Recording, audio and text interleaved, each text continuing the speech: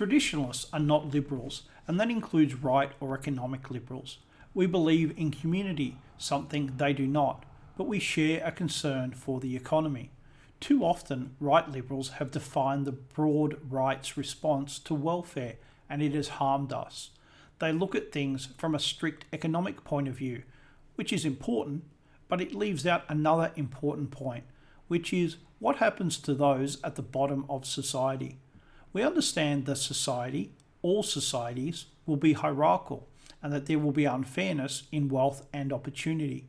That has nothing to do with our desire, but with reality. Human nature and economic realities will decide this, not anything else. And that includes wishful thinking. So what should the position of traditionalists be towards welfare? When I was growing up, it was called Social Security, and I think that's correct. It is a social security, but like everything, it can be used properly and improperly. Today, we see it being used improperly. It is something that is not used to protect the most vulnerable, but instead is used as a political bribe. Support my party and I'll give you free stuff. It leads to a culture of aimlessness and despair, as those it said it would help, it instead traps. Social security, or welfare, should be used to protect the most vulnerable people in our community. It should help the aged, the disabled, and the unemployed, for example. It should divide between those in permanent need and those in temporary need. Of course, the aged will not get young again, so they would be permanent, as would a certain number of the disabled. The rest, who are in need of temporary assistance, should also be helped when they are in need, but the welfare system should not set out to trap them.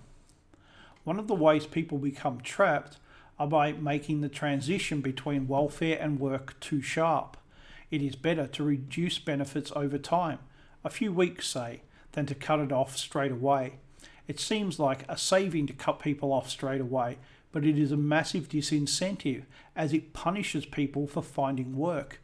It costs money to start a new job, and if they cannot be supported over that time, it can seem all too hard. It must be remembered that in that transition period, they have all the disadvantages of being unemployed and all of the disadvantages of being employed. Not until around the 1 month mark are they enjoying the benefits of employment. Another trap is to discourage work by giving too generous a benefit. Of course, people still need to live, so it's a tough call. But if you're getting a good wage for not working, it sets a trap. It seems like a good deal, many not realizing how badly it affects them until they are trapped. It's all very well to say, if they want money, they can get a job, but that job has to exist first. Some say that the best way to motivate the unemployed is not to provide any support or only short-term support, but it neglects a number of factors: the state of the economy, immigration, local conditions, and wage laws. Just because you will work for less money doesn't mean it's legal or in anyone's interest. What welfare should not be is a political bribe, nor should it be something that everyone gets. If they need assistance, yes, but not for everyday life. If you're working and getting a decent wage, you should not be getting handouts from the government. Today, many do exactly that. We call it middle class welfare. Another group who should not get welfare is business. Today, business gets many subsidies. Those who earn a decent wage and those who should be creating a profit should not be financially supported by the government. Welfare should be confined to those in need. If a middle class man is unemployed, of course he should be supported, but not once he gets a job with a decent wage. Of course, cost is an important consideration. It is not just to simply give out money without accounting for it. The money spent must be accounted for, and we must also be on guard against fraud.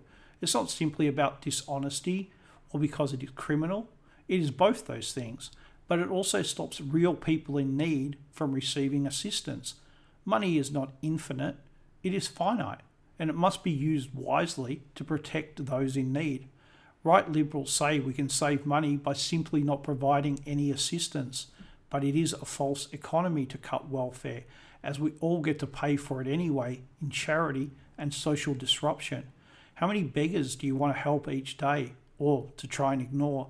How many members of your family will you have to support unaided? How much of your possessions would disappear if crime was one of the few growth areas of the economy? And how much would it cost you to protect yourself from this? It is a great mistake to think that money is the only way of paying. For those in temporary need, we need to support them back into work.